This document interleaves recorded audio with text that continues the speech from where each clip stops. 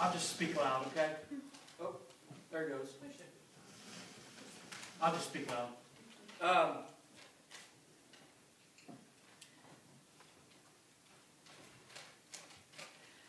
This morning when I found out Chad wasn't going to be able to make it, I hit the panic button. And I thought, no, I'll get Jim to lead singing.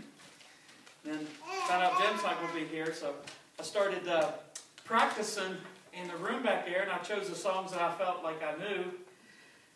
And man, I sounded good in the office practicing and rehearsing. It sounded great. And then when I got up here to lead singing, realized I'm not in my element and I don't need to be up here. And so thank you for bearing with me, but I feel more in my element now. And so I'd like to just say thank you guys for coming out, being a part of this. And it doesn't matter if it's at 2 o'clock or at 11 o'clock when we get together to worship the Lord. That's why we're here. And that's why you're here, and I thank you for being here for that. We're going to continue to go through our study in Matthew. We're looking at Jesus through the eyes of Matthew. If you got a handout, you can follow that. Out of Matthew chapter 5. And what I'd like for us to do is use these Beatitudes as a gauge or as a tool or as a way for us to determine where we are in our spiritual life, in our spiritual walk. When you look at the very first verse, it says, "Now when Jesus saw the crowds, he went up on a mountainside and sat down, and his disciples came to him, and he began to teach them." That's the first verse. I want you to notice something, that in Jewish tradition, the rabbi or a teacher would sit down and the students would stand.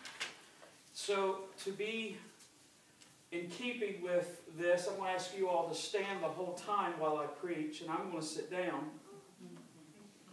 No? Okay.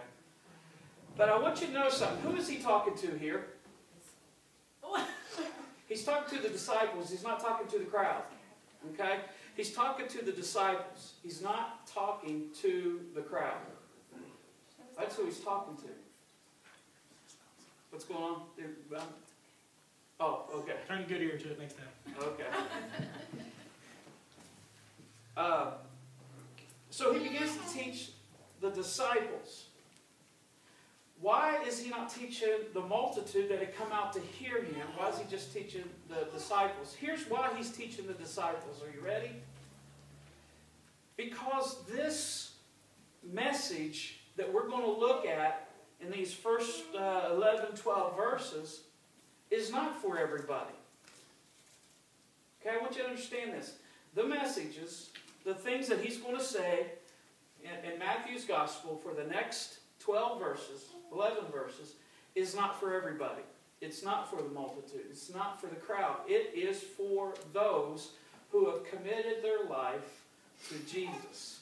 Well, who has done that? Not the crowd, but these disciples.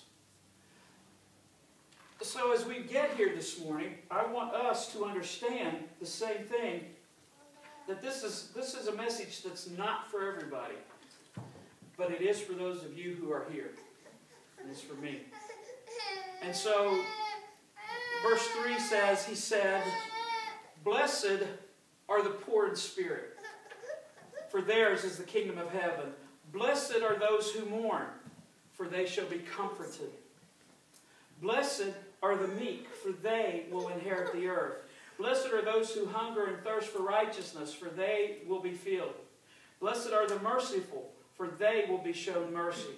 Blessed are the pure in heart, for they will see God. And blessed are the peacemakers, for they will be called the children of God." In verse 10 he says, "Blessed are those who are persecuted because of righteousness, for theirs is the kingdom of heaven." Blessed are you when people insult you and persecute you falsely and say all kinds of evil against you because of me.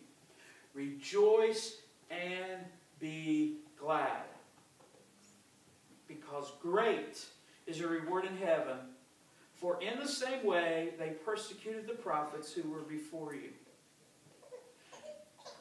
He starts out almost every sentence, every verse with the term blessed. We all have heard people preach on what it means, what this word blessed means. A lot of people literally think it means to be happy.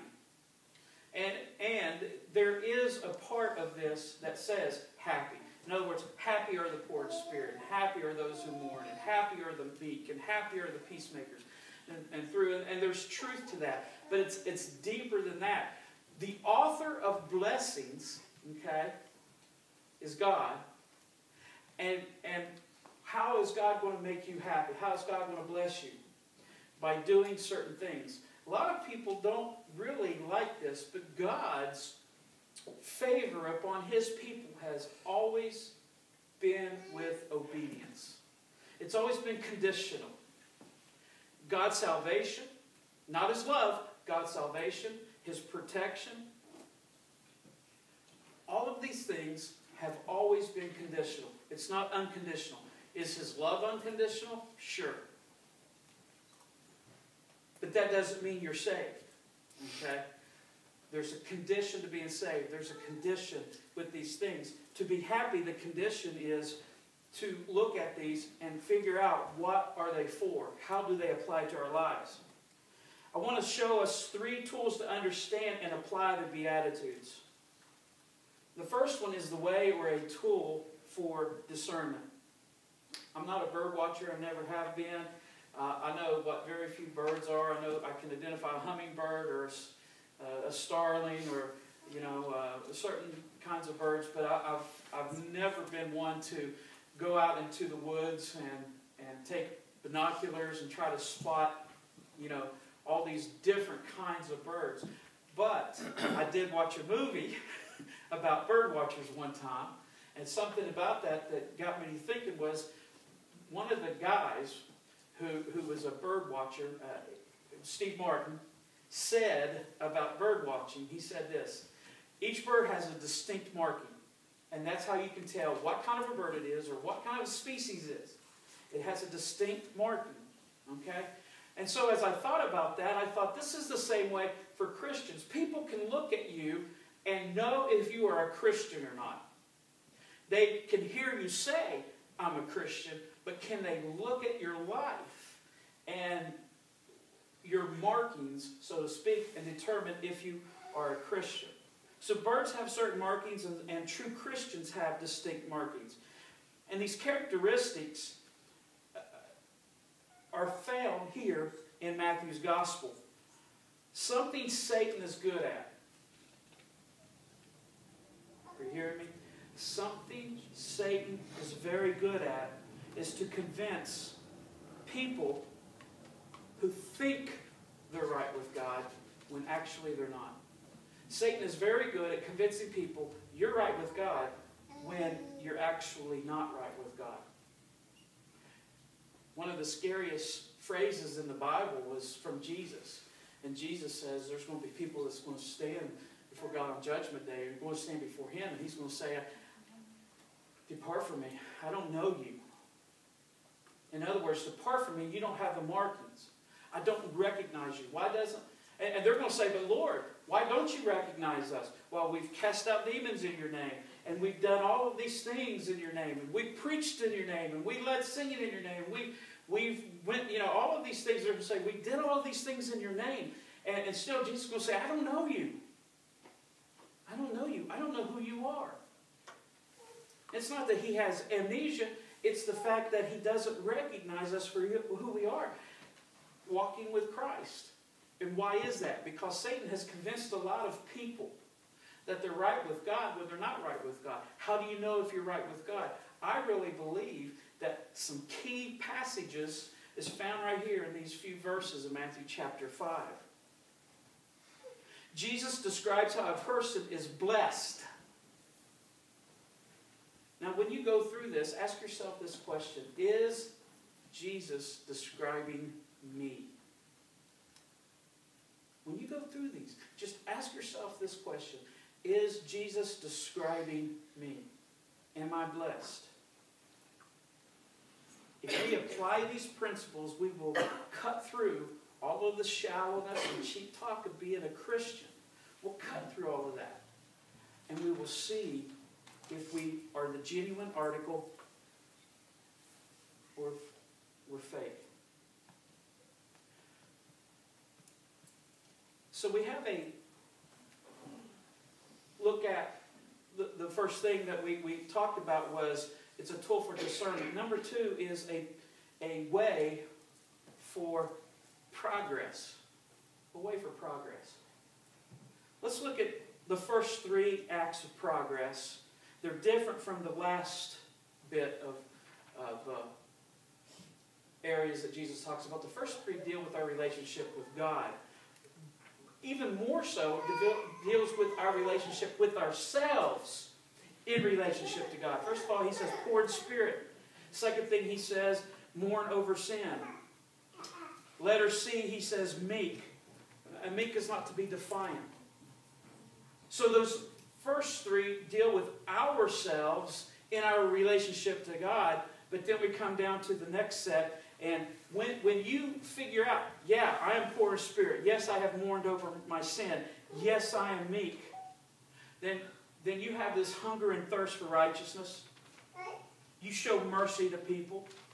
What is in your heart is pure. You are peacemakers. And sometimes you're persecuted. I want to talk to you about progress. Progress is order. God is the God of order. He's not the God of confusion. I've heard a lot of people say, first of all, something in my life, there's a lot of confusion in my life, and I just don't know what I'm supposed to do. Or what. Understand, God is not the God of confusion. He's the God of order. Look at creation. Everything starts at a certain place and ends at a certain place. He didn't create animals before he created a place to put them. He didn't create land before he was able to, first of all, create the universe and create the sun and the moon. Everything has order. He starts at a place, he finishes at a place. And you can see that all through the Old Testament. But now here's something I want you to understand, I want you to think about. Progress is also momentum. It's order and it's momentum. When I think of momentum, I think of Tarzan when he leaps off the platform from a tree. And he grabs a vine. And he swings on the vine until he grabs another vine. But he can't let go until he grabs another vine. It's the same thing with people who maybe are at a circus and they swing from rings. They launch off a platform, they grab a ring, they get the momentum going to the next ring, and they grab that. And then they let go and they grab the next one, then they let go. But you don't see somebody grabbing a ring and trying to reach out 4 or 5 rings down the road, because what will happen? They'll fall. So there's order to things. There is order here to these Beatitudes. That's exactly what there is. There's order. You start. You launch off the platform and you grab the first ring. And that first ring is going to be poor in spirit. A person may say to me, preacher, I just can't seem to forgive that person for whatever reason. I just can't seem to forgive them. Well, you know what an appropriate response would be from the preacher? For me? Are you poor in spirit first? Huh? Well, I know I'm a Christian. I'm supposed to be able to forgive so-and-so. Yeah.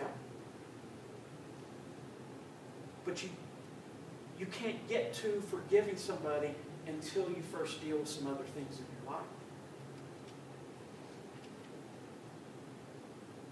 What do you got to deal with? Being poor in spirit. Mourning over your sin. Meekness. These other things like peacemaking, these showing mercy. A person shouldn't be able to and can't show mercy right off the bat unless they have first done these other things. Poor in spirit is to understand you need God. You are bankrupt with God, and there's nothing that you can do without God. So there's order and there's progress. Number 3, window for worship. When we get to this place, then there is this way to worship. There's this window to worship. This is the plan for us to use to become blessed by God. You know why a lot of people struggle with true worship? But it's going to be scary. It may even be offensive. But a lot of people who struggle with worship struggle with the Beatitudes. Especially the first 3. Maybe even the 4th. Perhaps all of them. But a person who truly struggles with understanding what worship is and worshiping is usually because, why? They don't understand these first set of Beatitudes. I tell kids, when I explain a beatitude, I tell them it's how to be attitude. So this morning I want to start and end with just the first beatitude. What does poor in spirit look like?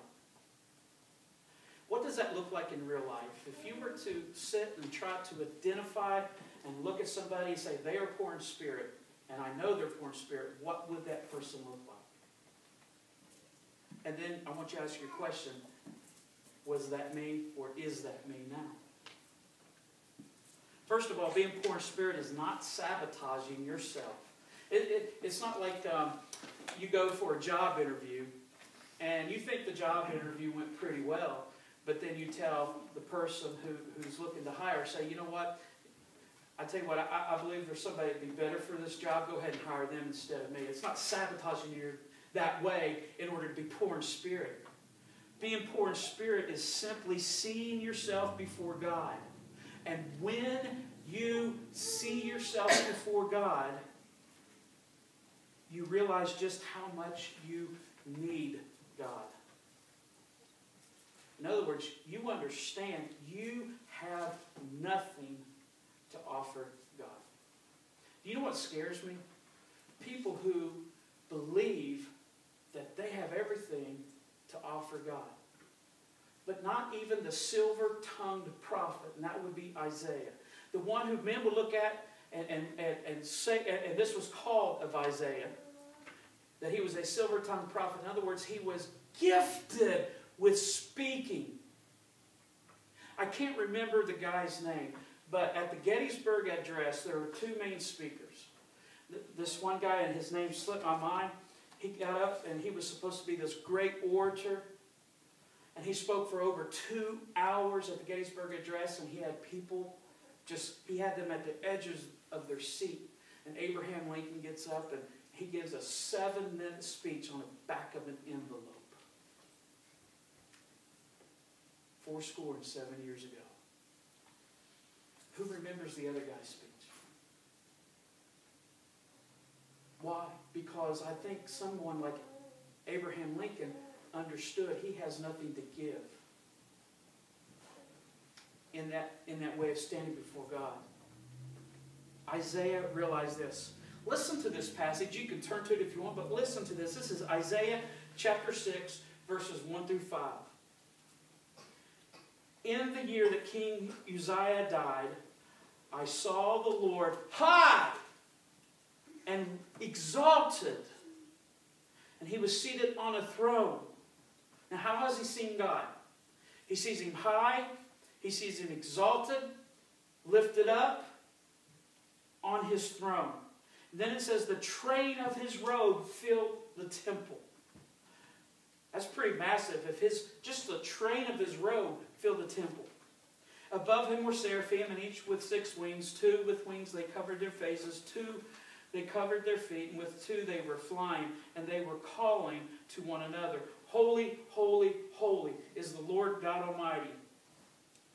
The earth is full of his glory. So Isaiah is caught up in this vision.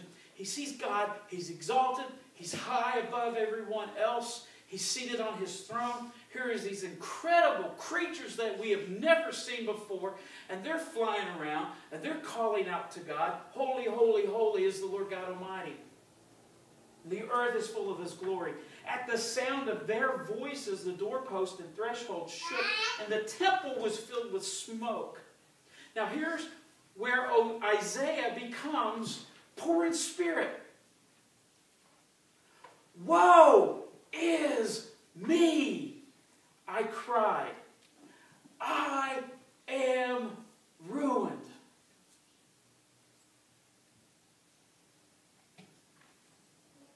He says, I have unclean lips. I live among people of unclean lips. And here's the problem. He says, and my eyes have seen the King, the Lord Almighty. At that moment, Isaiah became poor in spirit and realized he has nothing to offer God. He also has nothing to set himself as a person who has made it. He's completely empty. He's completely broke. He's completely bankrupt of his spirit when he sees God. Now the rest of that passage finishes the story where it says this creature flew down, took a hot coal, touched his lips, and then God says, now I have made you worthy. Here's the thing. When you are bankrupt before God, and that's exactly what it means to be poor in spirit, it doesn't mean to be poor financially. You can be the richest person in the world, but if you are bankrupt before God Almighty, you are pleasing to God.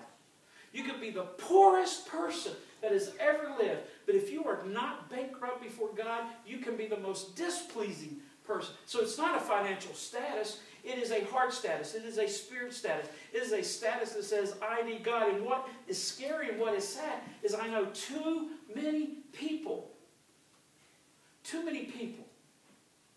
what do? They don't see their need for a Savior.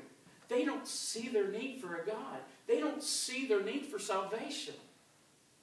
Some of the most honest, genuine, hard-working people are those people that don't see a need for God. Right now, can you think of people in your life, whether it's a family member or a friend, who is just like that? When Isaiah realized that he was poor in spirit, he cried out, woe is me, I am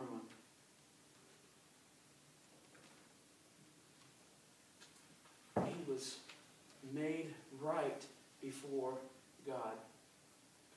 Let me ask you a question. What is the killer of the first beatitude? Okay, the first beatitude is this. Blessed are the poor in spirit, for theirs is the kingdom of heaven. What is the killer? It's pride. P-R-I-D-E. It's pride. That is the biggest killer of the first beatitude. It is the person who says, I don't need God, I don't need anything, and they figure they can do everything on themselves. Pride keeps people from seeing their need for God. Write that down in your hearts. Write that down in your brains. Remember that. Pride keeps people from seeing their need for God. Pride is a dangerous thing. It ruins people. It brings them down. It destroys. Even the Bible warns us in the Old Testament, pride comes before a fall. But to actually rid yourself of pride, you have to let the smoke of God in the temple choke out your pride. The reason I worded it this way, there are two reasons. One, because what we just read, he sees the train of his robe in the temple, and he sees the smoke in the temple. If you have seen the movie 13 Hours, it's about a few soldiers who stand their ground after they tried to rescue Ambassador Stevens, and they weren't able to rescue him. It's a true story. But they stand their ground at their CIA compound, protecting the compound. And there's only like 6 or 7 soldiers, 8 at the most, I think, for almost 13 hours of hundreds of people attacking the compound. And they defend it. But early in the movie, when the ambassador's house was overrun, 2 guys were guarding him, and they send him to the bathroom to keep him safe, and they locked the door, and they tried to secure him in a safe room, but they couldn't get to it right away. So he's in the bathroom, and what happens is the people could not break through the gates in the room, in the safe room. They couldn't break through the gate in the safe room. So what they did, they got diesel cans, and they poured diesel on the floor, and they lit it, hoping to smoke him out. Well, that eventually is what kills Ambassador Stevens. But when 2 of the soldiers go to the ambassador's house to try to rescue him, smoke has filled the house so bad. One of them has permanent lung damage. The other one ends up dying later on in real life in the movie. He is killed. But before he is killed, Tyrone, one of the soldiers, goes in, and the smoke is so thick, he can't breathe, he loses his way, and he becomes choked out. And he has to yell for help. And he can't hardly do it. And some guy says, "Follow my voice, get to me." They finally make it to safety.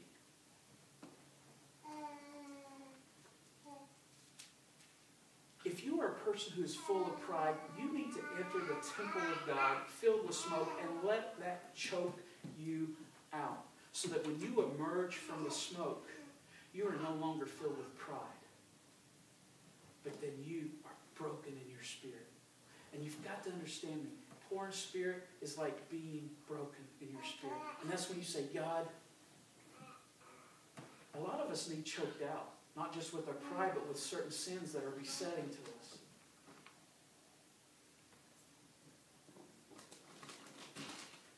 When we come to God empty, bankrupt, and poor, it is then that God blesses us. It is then that God blesses us. And the first blessing to the first beatitude. All right? Go back to the first beatitude. Here's what it says. Blessed are the poor in spirit. What is the result? If you are poor in spirit, the result is this. For theirs is the kingdom of heaven. Do you see it? Do you see it? Okay, look at beatitude number 2. Blessed are those who mourn. What is the result? Somebody say it out loud. Read it. For they, what? Will be comforted. Look at the rest of the Beatitudes. What you will receive. Everything is future tense. But when you look at the very first Beatitude, it is present tense. Do you see it now? Look what he says. He says, blessed are the poor in spirit. Why? For theirs is, right now, is the kingdom of heaven. It's the only beatitude that speaks in a present tense. In other words, you can have a bit of heaven right now. How? Being poor in spirit. It means you can have the kingdom of heaven with you here and now. How cool is that? When you really think about it, that's pretty awesome. Jesus is talking about a taste of heaven now. I want you to turn to Isaiah 57, or just listen. Isaiah 57, I'm going to read verse 15. Get this. This is what Isaiah says. 57, verse 15. For this is what the high and exalted one says. This is what God says. You ready? He who lives forever, whose name is holy. Okay, remember, he's talking about God. Here's what God says. I live in a high and holy place, but also with the one who is contrite and lowly in spirit. He says, I live in a high place, but who lives with me? The one who is lowly and contrite in spirit. In other words, the one who is broken in their spirit lives with me. What do they do? To receive the spirit of the lowly and to revive the heart of the contrite. The contrite. This passage actually covers the first two Beatitudes. And this is what he says. I live in a high and holy place. But so does the one who's poor in spirit. That's exactly what he says. And that's what Jesus says. When Jesus was telling his disciples, blessed are the poor in spirit, for theirs is the kingdom of heaven. All right. How does this apply to you and me? Number one, people who are poor in spirit give up the idea that God owes them. Have you ever met somebody that's like that? God owes them. Maybe it's a person who's worked hard all of his life, done everything himself, but then he comes to a place in his life, and maybe he loses everything, and then they look it up saying, you owe me. I have done this for so many years.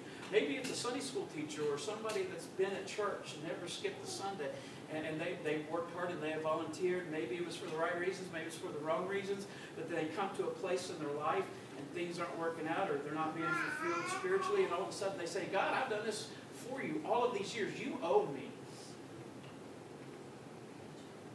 People who are poor in spirit give up that idea that God owes them. Instead of telling God what he should do for them, they should just let God write the prescription. They should get it filled and then take care of themselves. You can kill a blessing, kingdom of heaven, you can kill a blessing simply by thinking God owes you.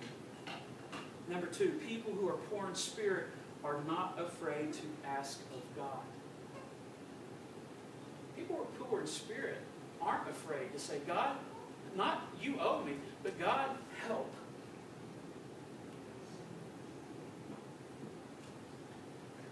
Think about the prayer of the Pharisee and the sinful man, the publican or the tax collector. Jesus tells that story about the Pharisee, and he stands up and he's in front of everybody so everybody can hear him, and he speaks in a loud voice, and he pridefully pounds his chest and he says, God, I am so glad that I'm a part of your kingdom, and you are lucky to have me in your kingdom. And he just gives this prideful prayer. Everybody can hear him. He doesn't need God. He's not broken in spirit. And then here's this tax collector or this sinner that shrinks away, that's hiding in a closet, that's beating his chest.